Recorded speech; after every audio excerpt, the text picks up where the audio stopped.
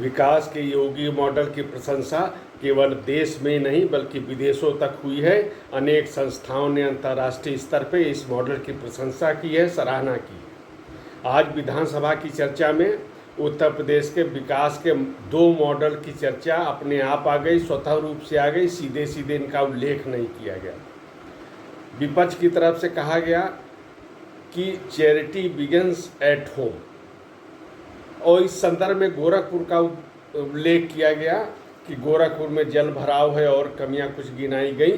एक विचार ये है कि चैरिटी बिगिंस एट होम। दूसरा विचार जो योगी मॉडल जिसको हम कह सकते हैं, योगी आदित्यनाथ ने जब 6 वर्ष पहले शपथ ली तो पहला काम ये किया कि विकास का क्षेत्र में जो वीआईपी कल्चर था उसको समाप्त कर दिया। पहले क्या होता था, कुछ जो सत्ता शीर्ष से जुड़े हुए क्षेत्र थे, गांव थे, जनपद थे, उनको विशिष्ट माना जाता था, और फिर चाहे बिजली आपूर्ति से लेकर विकास के कार्य हों, उनमें शीर्ष जो प्राथमिकता थी उन विशिष्ट क्षेत्रों को मिलती थी। योगी आदित्यनाथ ने इस धारणा को, विकास के इस मॉडल को पूरी तरह नकार दिया और कहा कि जनादेश जो है पूरे प्रदेश के लिए होता है, उसमें सबकी सहभागिता होती है, इसलिए भेदभाव वो नहीं करे, और गोरखपुर के लिए भी भेदभाव नहीं किया।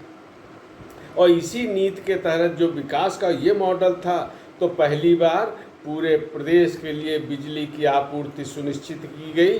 जिलों में, गांव में, कस्बों में एक समय बांध दिया गया और इसके अनुसार ही बिजली की आपूर्ति होगी। भेदभाव को समाप्त किया गया, और केवल इसके कारण ये नहीं कि एक कोई भी क्षेत्र का हम विशेष विकास करें और क्षेत्र पिछड़े रह जाएं, तो प्रदेश का सर्वांगीण विकास संभव ही नहीं। और इसको देखा भी गया, प्रदेश ने इसका अनुभव भी किया है। 40 वर्षों तक पूर्वी उत्तर प्रदेश जापानी बुखार की त्रासदी झेलने को सख्त रहा। प्रतिवर्ष इसकी चर्चा होती थी, समाधान नहीं हुआ। योगी आदित्यनाथ आए, उन्होंने शुरू से प्रयास किया। आज पूरे जो पूर्वी उत्तर प्रदेश में, उसमें इस जो महामारी है उसका लगभग उसका समाधान कर दिया गया है, निवारण कर दिया गया है। चर्चा बदल गई, प्रदेश की छवि बदलने का काम किया और पूरे पूर्वी उत्तर प्रदेश को उसका लाभ हुआ। बुंदेलखंड के विचार करिए, पहले क्या चर्चा होती थी, पानी के अभाव की चर्चा होती थी। ट्रेन से भी पानी पहुंचाया गया, पीने का पानी नहीं मिलता था, किल्लत होती थी, मवेशियों को लोग छुट्टा छोड़ देने को विवश हो जाते थे, पलायन करने को विवश हो जाते थे। 6 वर्षों में क्या इस तरह की कोई चर्चा सुनाई थी? और ये तो छोड़िए, हर घर नल से जल जो सपना बुंदेलखंड के लोग देख नहीं सकते थे, वो सपना अब साकार हो रहा है। धारणा बदल रही है, छवि बदल रही है, और इसी बुंदेलखंड एक्सप्रेस का वे का निर्माण हो रहा है। डिफेंस कॉरिडोर बन रहा है, वहाँ औद्योगिक विकास होने लगा है।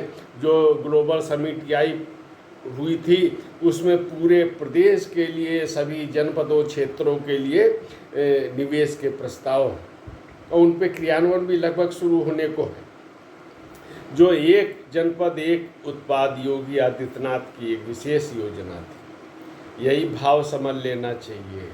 कोई एक जनपद के लिए योजना नहीं है, सभी जनपदों के लिए योजना है, यानी भेदभाव रहित विकास। और इतना ही नहीं, तो एक जनपद एक मेडिकल कॉलेज। निहितार्थ क्या है, सभी जनपदों में मेडिकल कॉलेज होंगे, कोई भेदभाव नहीं होगा। तो ये जो एक धारणा बनी है, यही योगी मॉडल है।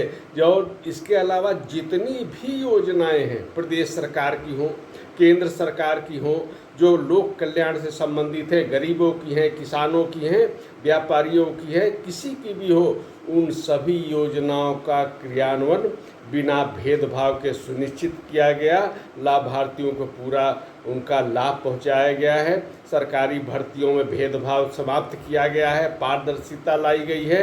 तो ये कह सकते हैं कि ये एक समग्र विकास है, और यही समग्र विकास, यही भेदभाव रहित विकास, यही योगी मॉडल की पहचान है, उसके ये स्थायी तत्व हैं।